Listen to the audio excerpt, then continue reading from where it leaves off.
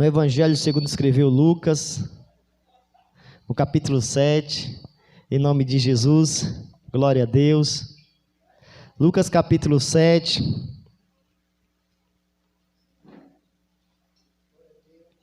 Espírito Santo, Espírito Santo.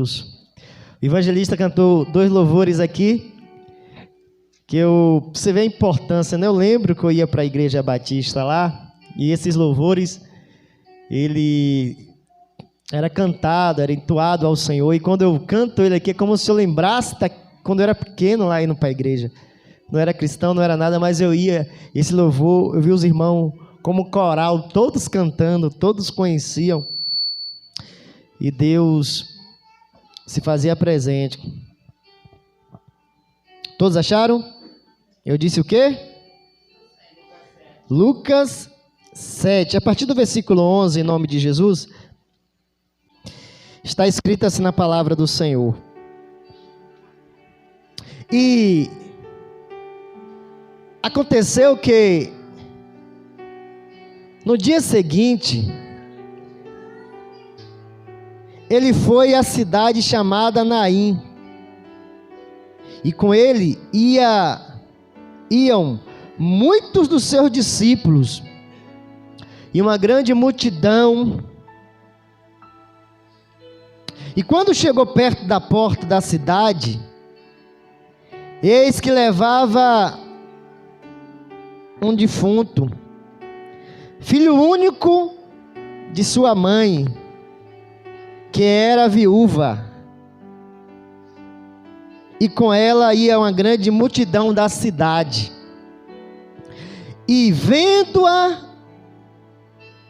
o Senhor moveu-se de íntima compaixão por ela e disse-lhe: não chores. E chegando-se, tocou o esquife, e os que o levavam pararam, e disse: jovem, a ti te digo, levanta-te. E o que fora defunto assentou-se e começou a falar, e entregou-o à sua mãe. E de todos se apoderou o temor, e glorificava a Deus, dizendo: um grande profeta se levantou entre nós, e Deus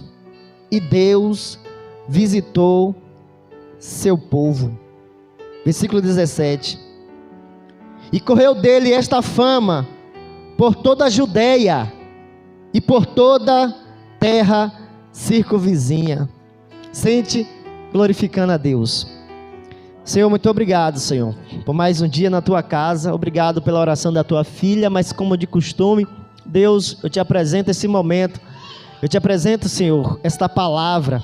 Fala conosco de maneira clara, precisa, não aquilo que nós queremos, mas aquilo que nós precisamos. Isso tudo eu te peço, no nome de Jesus. Amém. Amado, nós precisamos entender que Deus, Ele poderia ter feito com Jesus, ou deixado para nós, a história de Jesus em 3 capítulos, e só um evangelho. Poderia dizer que Jesus nasceu de uma virgem, que Jesus, Ele foi traído, e que no final ele foi morto, uma morte de cruz, para que todo que nele crê não pereça, mas tenha a vida eterna. E ele continuaria sendo Deus, e ele continuaria requerendo de nós a mesma fé, a mesma convicção de que Cristo era Deus, que morreu na cruz para pagar os nossos pecados. Deus poderia ter feito isso em 3 capítulos, falar do nascimento dele, falar da traição que ele teve de um dos seus discípulos, e depois falar que ele morreu na cruz, e depois ter ressuscitado, e depois deixar registrado que todos aqueles que ouvisse isto a respeito de Jesus Cristo deveria crer e ser salvo, para a sua salvação. Mas nós entendemos que Deus, na sua infinita misericórdia e graça, Ele deixou para nós muito mais, porque Deus faz muito mais do que pensamos, muito mais do que merecemos. E nós entendemos que o evangelho que foi escrito a respeito de Jesus tem muito detalhe para nós. Todos esses detalhes que ali está é para um propósito. E este propósito é para nós que colocamos a fé em Jesus, não andamos como andam os pagãos, os gentios que não confessam a sua fé em Cristo. São os idólatras, são os rebeldes, são aqueles iníquos, são aqueles pecadores ativos, liberal, são aqueles que vivem na prática do pecado e da transgressão, todos os dias afrontando a Deus. Tudo que foi registrado foi para que nós, que somos cristãos, pudesse estar no meio dessas pessoas e ter uma fé inabalável. Nós que confessamos o Senhor Jesus Cristo, nas diversas circunstâncias que viessem acontecer na nossa vida, nós mantêssemos diante desses que aí estão, inabalável, na confissão de fé que nós falamos em Cristo. Tudo que foi escrito a respeito de Jesus foi para que nós tivéssemos uma convicção, uma fé madura, plena, verdadeira, para que não pudéssemos dar motivo para aqueles que não querem Jesus uma descrença em dizer: é por isso que eu não aceito, é por isso que eu não creio, é por isso que eu não ando nesse caminho, é por isso que eu não vivo nessa prática. É por isso. Por quê? Porque aqueles que dizem a respeito desse Jesus que eles confessam, na primeira situação adversa, eles são o primeiro a pular do barco. Então nós entendemos porque Jesus disse e fez com que os discípulos entendessem. No momento que Pedro estava agitado e Jesus estava dormindo dentro do barco, e vai dizer as escrituras que batia um vento, uma tempestade, tudo era contrário, e Jesus dormia. E quando Pedro vendo aquilo ali, ele fica desesperado, pensando que ia morrer pelo vento e pela tempestade e pelo mar que estava agitado. E ele acordando Jesus, nós entendemos o que aconteceu. A Bíblia nos diz que Jesus, ele acalma a tempestade. Não sei se você conseguiu entender. Ele poderia escrever: Jesus nasceu em Belém, Jesus foi traído, morreu na cruz e ressuscitou, e nós deveríamos ter uma fé nele. Mas ele está dizendo para mim e para você: eu estou deixando registrado que houve um tempo que houve uma grande tempestade, um grande vento, umas circunstâncias adversas. Estava um discípulo meu dentro do barco, por ele ter certeza que eu estava com ele dentro daquele barco, ele não pulou, ele manteve firme dentro e olhou para mim e me chamou. Você está entendendo o que o Espírito Santo está falando? O que eu quero dizer para vocês e para mim também, o Espírito está querendo trazer para nós uma fé. Lá fora estão eles que estão andando no barco sem minha pessoa, mas eu estou com vocês. Eles estão paralelo a vocês, de um lado, remando neste mundo, remando nessa terra. O vento vai bater para ele e vai bater para vocês também. Mas eu quero dizer para vocês que é só vocês olharem para mim e ter convicção que eu estou no controle da vida de vocês. É só vocês ter certeza que foi eu que escolhi vocês para cuidar e levar vocês num porto seguro.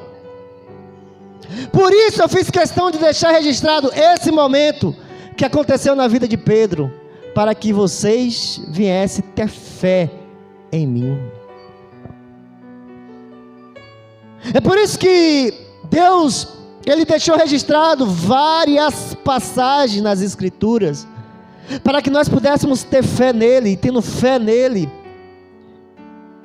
nós agíssemos segundo aquilo que Ele deixou registrado. Jesus, depois que Ele cresceu e foi batizado, a palavra do Senhor nos diz que Ele foi para Cafarnaum, Ilha de Naum, na tradução do nome. E neste lugar, a palavra do Senhor vai dizer que Jesus, Ele faz muitos sinais.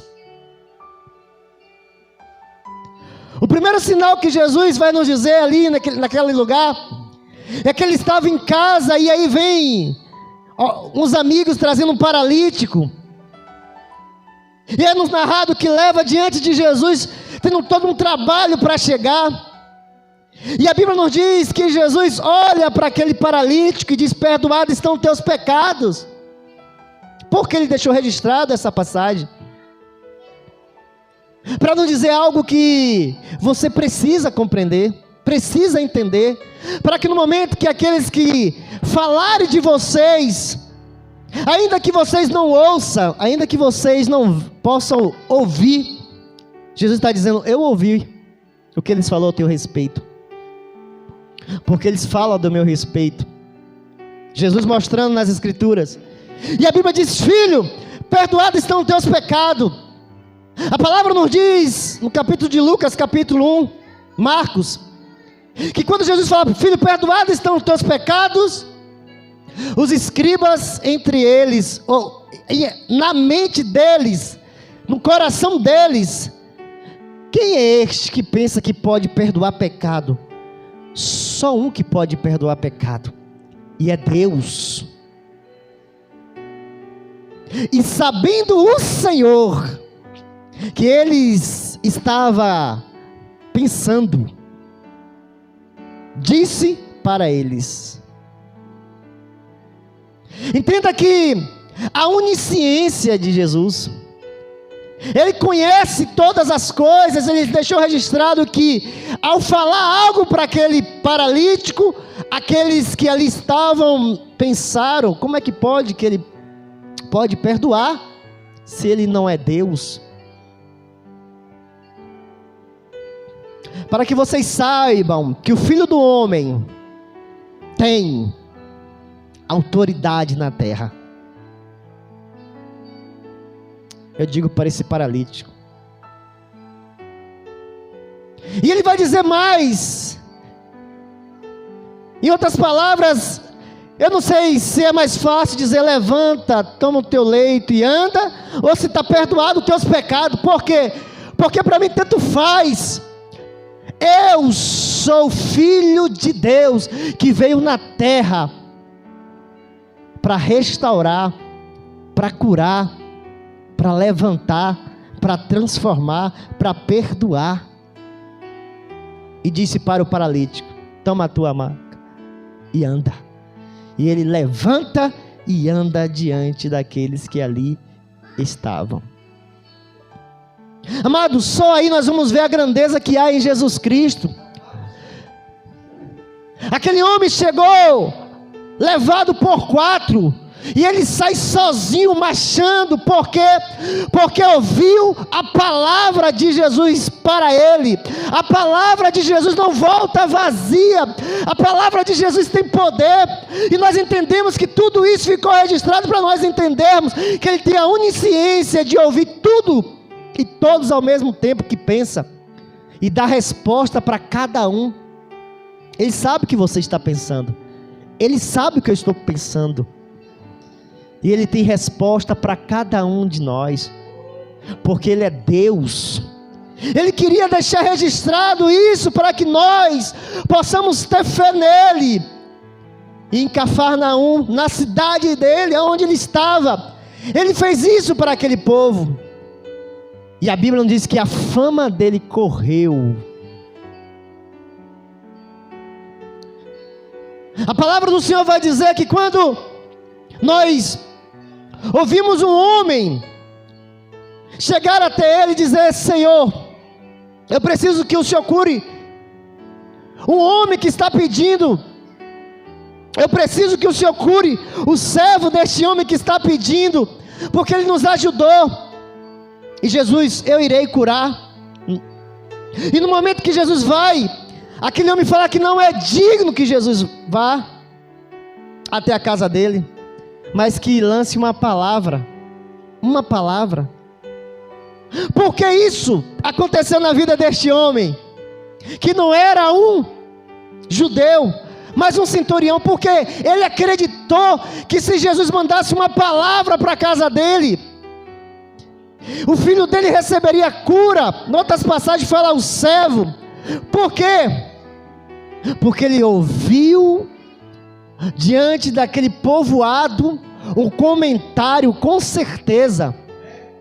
Olha, tem um tal de Jesus aí que ele nem precisou tocar no paralítico, ele só falou para o paralítico e a enfermidade teve que bater em retirada na mesma hora. E eu vi, ninguém me falou não, eu vi ele entrar arrastado por 4 e sair andando. Eu vi com meus próprios olhos que a terra há de comer. Esse centurião vai tomar um café e novamente ele vai jantar novamente, ele vai até o quintal, está o servo falando sobre esse Jesus. Ele entendeu: este homem, ele tem poder sobre todas as coisas, ele tem autoridade, ele é igual a minha pessoa com a autoridade que eu tenho com meus servos. Quando eu digo para esse vai, este vai. Quando eu peço para ele vir, e quando eu peço faz isso, ele faz. Este homem é igual a mim. Porém, a autoridade dele é espiritual também, contra principados e potestades, contra as enfermidades. E meu servo está morrendo, meu filho está morrendo, não sei. Eu vou lá pedir para alguém, que eu não sou digno, porque ele é Senhor, ele é Deus. Eu não sou digno. Ele reconheceu a grandeza de Jesus, pelo fato de Jesus ter autoridade sobre principados e potestades. Ele entendeu que Jesus era alguém santo, alguém que não deveria ser tratado de qualquer forma, mas deveria ser tratado com temor, com reverência. E ele vai pedir, e Jesus, pela sua onisciência, não é porque Jesus é movido pelo elogio de ninguém, não é porque Jesus acha que alguém abriu a boca no momento da enfermidade e vai na casa, não. Jesus conhece o pensamento.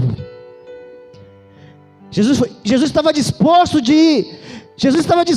em ir à casa daquele centurião, porque Jesus primeiramente sondou a mente dele. Ele me teme, ele tem reverência, ele reconhece que eu sou todo-poderoso, ele sabe que eu sou maior do que César, ele sabe que eu sou maior do que Nero, ele sabe que eu sou maior do que todos, do que Pilatos, do que Herodes, do que Caifás, do que Anás, do que os escribas, do que os sacerdotes desse lugar. Esse centurião, ele me conhece. Por quê? Porque eu sondei a mente dele e procurou saber ao meu respeito. Por isso eu entro na casa dele. Entenda que essas coisas que Jesus deixou registrado nos evangelhos é para você, é para mim, é para nós mostrarmos para os pagãos, para os rebeldes, para os idólatras, a nossa convicção, a nossa fé, a nossa postura, de que nós saímos da nossa casa para adorar. E Jesus, sondando, disse: eu irei. Mas aquele homem disse: não sou digno que o Senhor entre na minha casa. Eu sei, filho, que você tem esse temor, por isso que eu vim. Existe muita casa que está precisando de cura, mas não busca vir ter conhecimento de Jesus para tratar como Ele é digno. Só quer a benção. Ora lá, faz lá, manda lá. Não, eu quero que Ele venha me conhecer para Ele me tratar conforme eu sou digno. Amado, Cafarnaum, ao ouvir isso, Jesus lança a palavra, aquele criado é curado. Cafarnaum. No sábado, Jesus entra na sinagoga deles. Aonde? Em Cafarnaum. Se eu não me engano, está no capítulo 2 de Marcos. E Jesus estando ali, ensinando, todos foram impactados. Quem é este? Com autoridade ele ensina, não como os escribas, mas com autoridade. Quem é esse? E aí um demônio se manifesta no homem, dizendo: que vieste fazer aqui? Nós sabemos quem tu és. Tu és o Santo de Deus. Tu és o Santo de Deus. Ainda não é chegada a nossa hora. E Jesus, olhando para ele, diz: cala-te e sai dele. E na mesma hora saiu dele. Isso tudo aconteceu em Cafarnaum. À medida que nós vamos entendendo que Jesus fez coisas grandes naquele lugar, paralítico levantou, alguém que já estava morto, já estava ressuscitando, um jovem, e alguém que estava possesso de demônio, ele com autoridade deu ordem, e aquele homem que estava possesso sai, aquele demônio sai, aquele espírito imundo sai da vida daquele homem. E todos sabiam, isso não é coisa de homem. Então eles começam a gritar: um profeta, um grande profeta está no nosso meio. Um grande homem de Deus está em nosso meio. Em cada milagre de Jesus, em cada criança que Ele curou, em cada pessoa que Ele manifestou o seu poder, tinha um único propósito. Qual era o propósito que Jesus quis deixar? Ele poderia ter nascido, ele poderia ser traído, morrido, ressuscitado e não ter mais nada, nenhuma história, mas ele fez questão de manifestar o seu poder em Cafarnaum. Foi lá que ele passava e aquela mulher tocou, foi lá, Cafarnaum, e aquela mulher de 12 anos recebe a cura. Foi lá que Jairo gritando foi atrás dele, e ele entra na casa e cura, e a Bíblia diz, e todos ficaram impactados, e a fama dele, o nome dele, estava indo até os confins, toda a vizinhança estava sendo contagiado. Isso tudo aconteceu para que você e eu, quando levantasse a nossa mão para dizer: eu a partir de agora entreguei a minha vida a Jesus, eu sei a história daquele que eu entreguei a vida. Eu não entreguei a vida a um Deus criado pela mão do homem, alguém que só tem uma história que nasceu e morreu. Eu tenho uma fé firmada em um Deus que mostrou no mar, na terra, deu ordem aos peixes, deu ordem ao vento, multiplicou o pão, transformou água em vinho, este é aquele que nós confessamos, este é aquele que nós depositamos a nossa vida, é esse que nós viemos aqui para dizer: tudo te entregarei, tudo te darei, a minha vida está em tuas mãos, usa-me para a tua glória. É por isso que nós não vamos retroceder, porque nós temos uma história que nos move, que nos faz mover todos os dias. Eu quero que você entenda porque o Espírito Santo ministrou poderosamente. Ontem nós estávamos na casa do irmão e o Espírito Santo fluiu. Mas eu não vou falar aquilo que o Espírito Santo falou lá. O Espírito Santo quer algo para nós aqui. E o que ele ministrou no meu coração foi algo que eu quero que você leve para o seu coração. E quem vai ver este vídeo, entenda. Tudo isso que ficou registrado foi para que a alegria chegasse na sua casa. Foi para que a paz chegasse na sua casa. Foi para que a vida com abundância te alcançasse. Para que não gerasse dúvida quando o pastor estiver falando, quando o discípulo de Jesus estiver falando, dizendo: olha, ele fez isso, e ele é poderoso para fazer, porque ele me disse nas escrituras em Hebreus: eu sou o mesmo Deus de ontem, de hoje e de eternamente.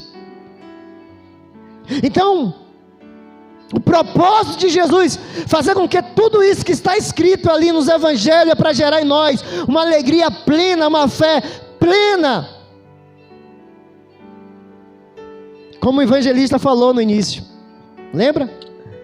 Para que a nossa fé não venha estar depositado em nada. Ele trouxe à existência aquilo que não existia. Foi em Cafarnaum que certa vez ele estando em casa, chega um soldado e teu mestre, ele não paga, vamos dizer, imposto? Paga sim, disse Pedro. Ele paga, ele está lá em casa, mas ele paga. E quando Pedro chega, Jesus: Pedro, por que você falou aquilo? Em outras palavras, que deve pagar é os escravos, é o servo. Eu sou filho, eu não pago para ninguém. Eu sou filho de Deus. Lembra? Salmo 24. Porque a terra é do Senhor e toda a sua plenitude. É tudo meu. Mas para que não venha escandalizar estes homens que lá estão, vai agora, pega teu anzol, vai até aquele lago e joga. E lá você vai tirar o valor específico para pagar para mim e para você. Foi em Cafarnaum tudo isso, e Pedro jogou a rede para gerar em nós: Deus pode prover na minha casa também. Ele pode me dar direção e eu jogar a rede e trazer o suficiente para pagar a minha dívida.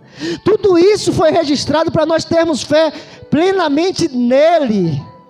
Porque uns procuram São Jorge, eu vi um rapaz falando, outro procura não sei quem, outro procura não sei quem, procura tanto santo para resolver, e nós temos um que o próprio demônio diz: aí está o santo de Deus. O santo de Deus está ali, o santo de Deus, e nós não precisamos procurar em mais ninguém. Agora a Bíblia vai nos dizer que Jesus, depois de ter curado o filho do centurião, no dia, nós começamos no capítulo 7 de Lucas, no versículo 11, dizendo assim: e aconteceu que no dia seguinte, Jesus agora sai, e atrás dele vem uma multidão de pessoas essa que ouviu as maravilhas e os sinais que ele estava fazendo, estava multiplicando. Pessoas deixando aquilo que eles confiavam. Uns deixaram a rede, outros deixaram o barco, outros deixaram a mesa, outros deixaram seus bens, outros deixaram seus pecados. A sua vida leviana estava multiplicando. Os discípulos de Jesus, vai dizer no capítulo 11, no outro dia, no dia seguinte, vai dizer a palavra, versículo 11: ele foi à cidade chamada Naim, e com ele ia muitos dos seus discípulos, e uma grande multidão, versículo 11, versículo 12: e quando chegou perto da porta da cidade, eis que levava um defunto, filho único de sua mãe, que era viúva, e com ela e uma grande multidão da cidade. Jesus vinha com a grande multidão com ele, convicto do que ele era capaz de fazer, e aonde ele passava, ele fazia, e não só fazia, como também a sua fama corria até os confins.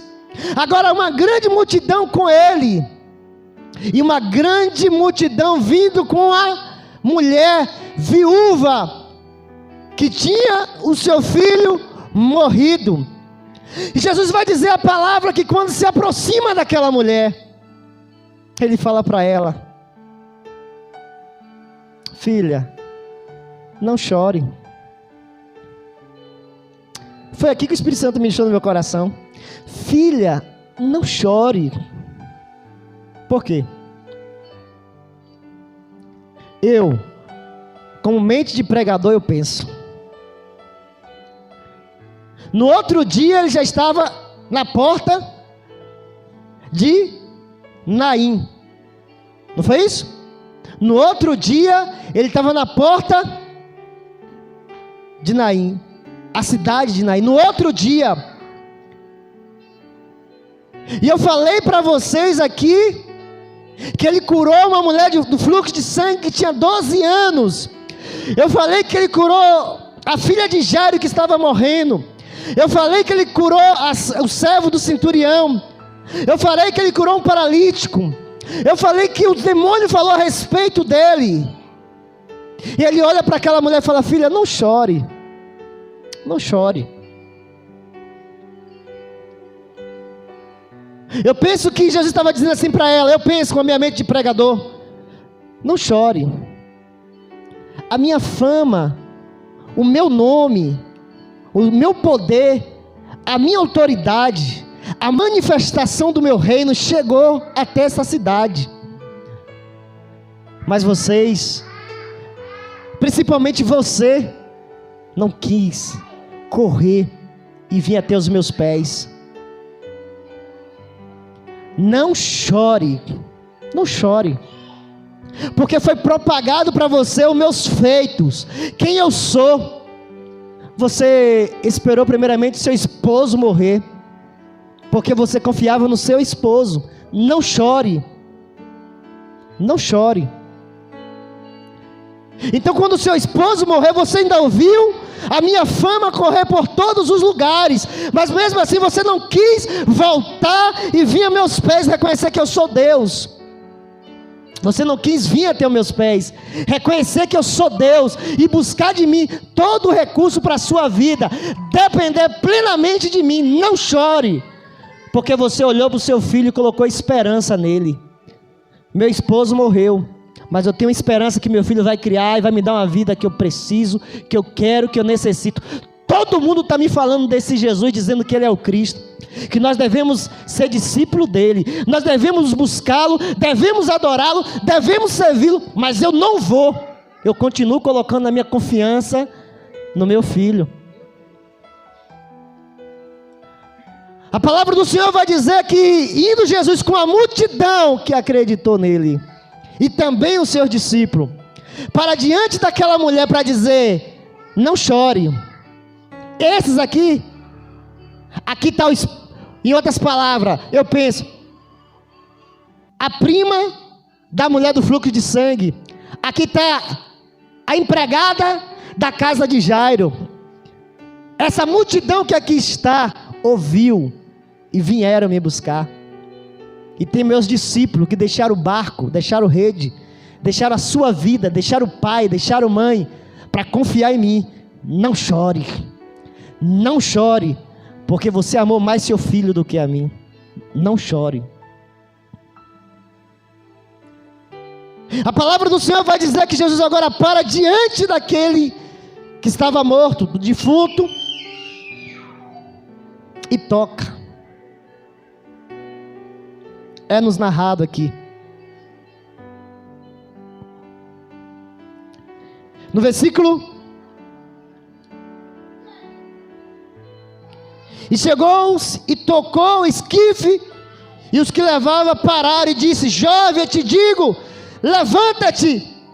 E o que fora defunto assentou-se e começou a falar.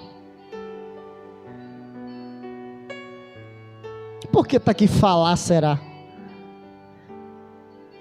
Sabe o que eu penso? Esse falar que está lá e começou a falar.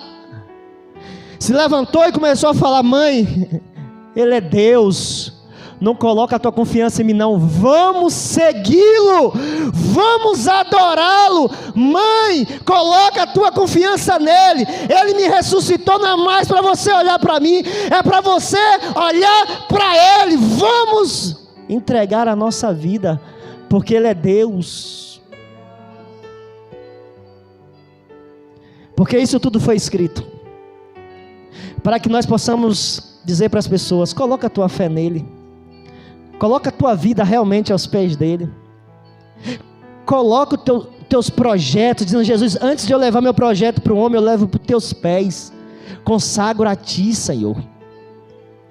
Tudo isso ficou registrado para que aqueles que realmente crescem nele, levantasse a mão, viesse ter uma fé para inflamar os idólatras, os pagãos, os rebeldes, os iníquos, e dizer: eles têm uma fé verdadeira, porque o Deus dele deixou registrado o poder, a grandeza de ressuscitar mortos, de curar leprosos. A palavra do Senhor vai dizer que quando aquele jovem fala, eu creio que foi isso que ele falou para a mãe, e vai dizer o versículo 15: e entregou a sua mãe. É seu, mas tenha por certo que foi eu que te dei, não adore mais do que a mim. E de todos apoderou um temor e glorificava a Deus, dizendo: um grande profeta se levantou entre nós e Deus nos visitou. Amado, a manifestação do poder de Jesus que está registrada aqui não é para nós ficarmos vivendo como vivem essas pessoas que não confessam a fé. Certamente barcos vai ter muito movimento de vento e tempestade, muitas situações adversas vai acontecer na nossa vida, mas Ele deixou registrado que Ele está no controle de tudo aquilo que vem acontecer na nossa vida, e nada sai do controle dEle. Eu e você precisamos confiar plenamente neste que nos escolheu para ser seu discípulo. Que nessa noite, eu e você nunca podemos deixar que algo venha roubar de nós, porque Jesus está dizendo: vinde a mim, vinde a mim. Constantemente Ele está chamando. Se pessoas não estão querendo vir, a palavra de Jesus é: filha, não chore, a escolha está sendo sua, porque eu continuo sendo Deus, e continuo dizendo: todos aqueles que estão cansados, sobrecarregados, vinde a mim. Amém? Que Deus continue a falar ao nosso coração, todas as vezes que nós nos reunimos como igreja: eu sou contigo e jamais te deixarei. Se coloque de pé em nome de Jesus.